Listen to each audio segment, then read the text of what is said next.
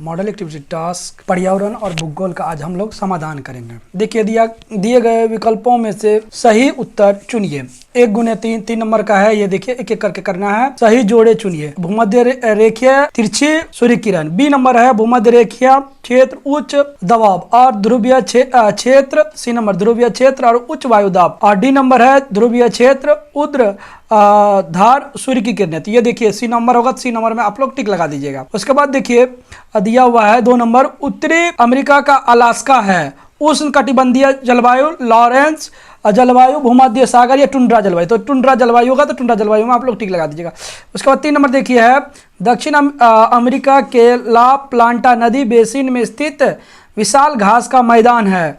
Grain चाको, pampas, लॉनेस और सेल्व। देखिए इसमें पंपास होगा तो पंपास में लगा दीजिएगा टिक।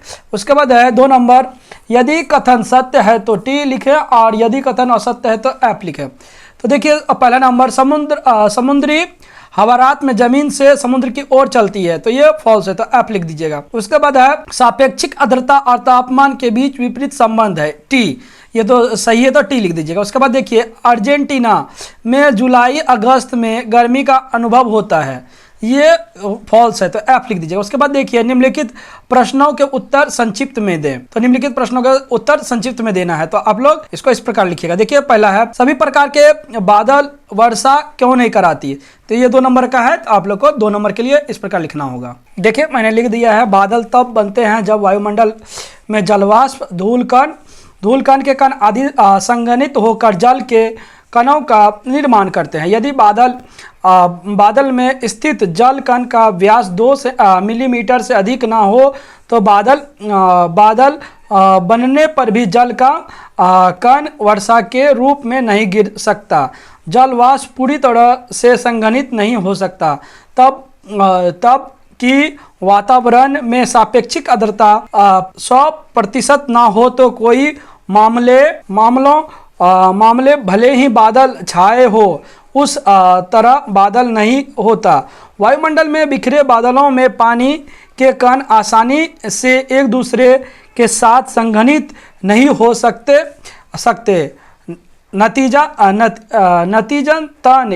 यह बिना कहे चली जाती है, बारिश नहीं कराती है। इसका इतना ही होगा। दूसरा क्वेश्चन नंबर देखेंगे आप। देखिए क्वेश्चन है अमेजन में उष्णकटिबंधीय वर्षा वन प्राकृतिक में दुर्गम है, भौगोलिक कारण स्पष्ट करें। तो भौगोलिक कारण लिखना है अमेजन बेसिन का उष्णकटिबंध वर्षा वन में भूमध्य रेखीय जलवायु का हिस्सा। यहाँ कई प्राकृतिक दुर्गम स्थिति होती है। यहाँ बहुत अधिक वर्षा होता है जिनके कारण अभेद गहरा जंगल बन गया है। इस क्षेत्र में सूर्य का प्रकाश जमीन तक नहीं पहुंच पाता है और यहाँ की मिट्टी नम होती है। यहाँ विषैले कीड़े मकोड़े पाए जाते हैं, हिंसक जीव जंतु पाए जाते हैं।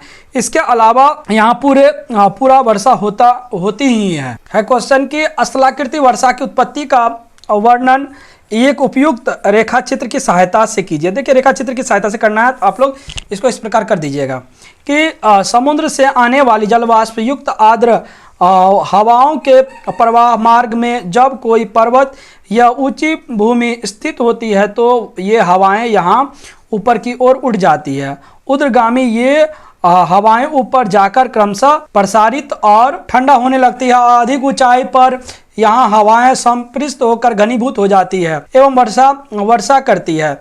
इस तरह होने वाली वर्षा को पर्वतीय वर्षा कहते हैं।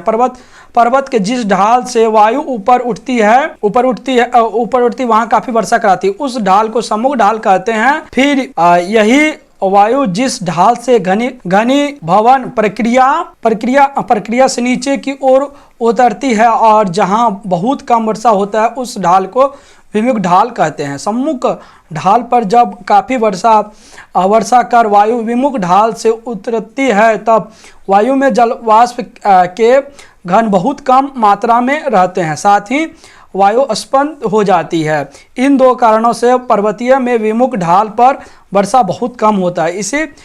इसलिए पर्वतों के विमुख ढाल को वृष्टि छाया प्रदेश कहते हैं के नाम से भी जाना जाता है। इतना ही लिखना पर्याप्त।